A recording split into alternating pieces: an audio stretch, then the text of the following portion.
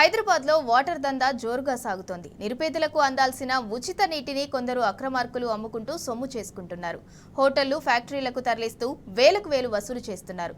కొంతమంది హెచ్ఎండబ్ల్యూఎస్ఎస్బీ సిబ్బందితో కుమ్మక్కై నీటిని తరలిస్తున్న ముఠాను అధికారులు పట్టుకోవడంతో ఈ దందా వెలుగులోకి వచ్చింది.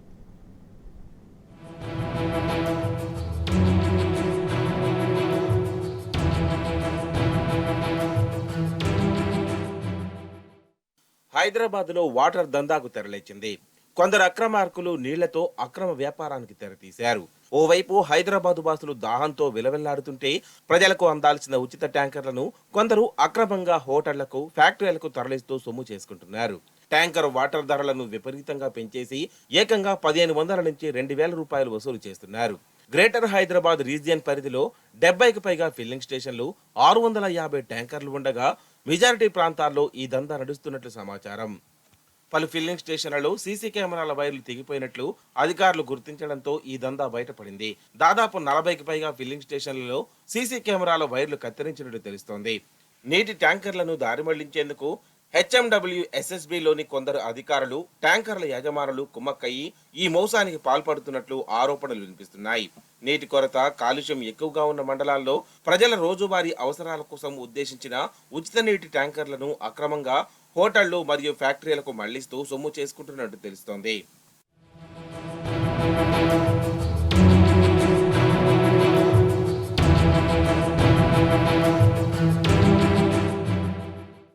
ఇక మీర్ ఆలం నుంచి ట్యాంకర్లను బిస్కెట్, చాక్లెట్ ఫ్యాక్టరీలకు మళ్లిస్తున్నట్లు అధికారులు గుర్తించారు.